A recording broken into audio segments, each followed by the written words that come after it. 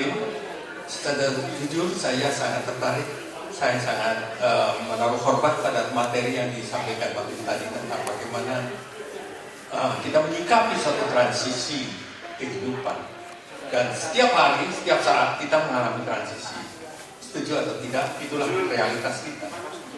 Transisi adalah satu kenyataan, transisi adalah satu realitas yang kita tidak pernah bisa menghindarinya. Karena itu yang jauh lebih penting bukan transisinya, tetapi bagaimana kita bersikap terhadap transisi itu sendiri. Ada banyak fenomena-fenomena yang terjadi dalam kehidupan ini, dalam kehidupan transisi ini. Fenomena-fenomena apapun, baik atau buruk, bagi saya selalu ada pesan spiritual yang disampaikan. Karena itu, fenomena yang baik maupun yang buruk tidak pernah saya biarkan berlalu secara sia-sia. Karena dia akan memberikan satu pertumbuhan dan perkembangan yang positif bagi kehidupan kita secara pribadi.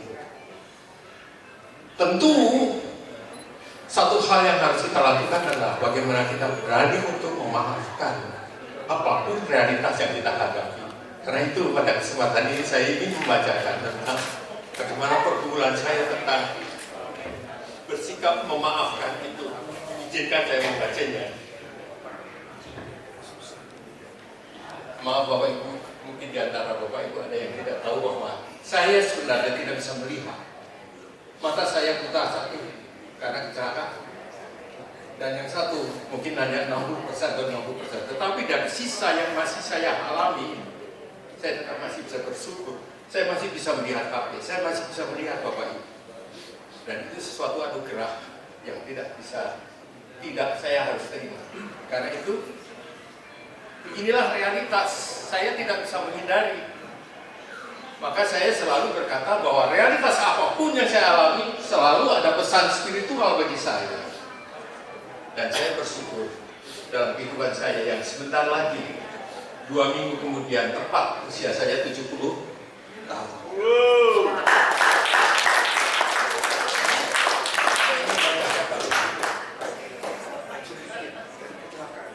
Memaafkan bukan berarti melupakan, tapi memilih damai. Sahabatku, ada luka yang tak bisa dihapus waktu. Ada kata yang sempat menusuk diri kita. Ada peristiwa yang membuat hati membeku. Dan seringkali luka itu justru datang dari orang-orang yang paling kita cintai. Ayah kita, mungkin ibu kita, pasangan kita, atau anak kita. Tapi ketahuilah, Tuhan tidak meminta kita untuk melupakannya. Ia hanya mengundang kita untuk berdamai, agar hati kita tak lagi terikat oleh masa lalu, dan jiwa kita bisa bernafas lega dalam kasih yang baru. Memaafkan bukan berarti membenarkan kesalahan orang lain, tapi membebaskan diri kita dari penjara sakit hati. Karena setiap kali kita memaafkan, kita sedang membuka pintu bagi cahaya untuk masuk ke dalam rumah jiwa kita. Setiap keluarga akan belajar menatap satu sama lain tanpa topeng.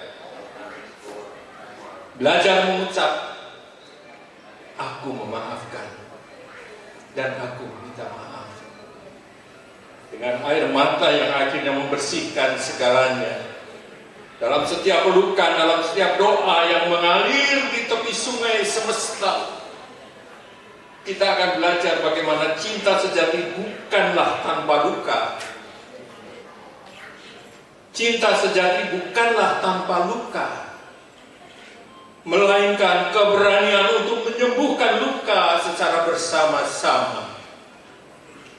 Memaafkan tidak membuat kita kalah. Dia justru menandakan bahwa jiwa kita lebih besar dari luka yang kita alami. Dan saat kita memilih damai, Tuhan akan menuntun keluarga itu pulang ke rumah yang lembut, pecinta yang lebih murni.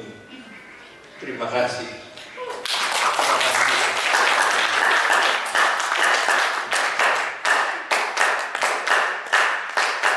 Terima kasih luar biasa untuk Bapak Erik Indranita dari Kediri. Oh, no.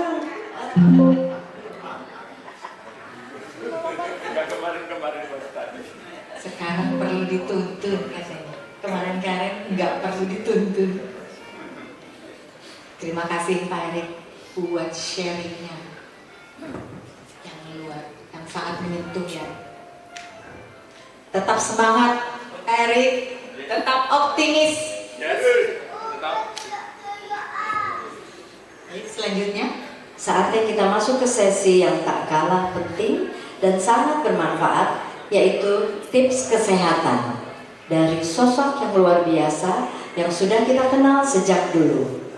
Beliau selalu aktif, selain profesinya sebagai seorang dokter,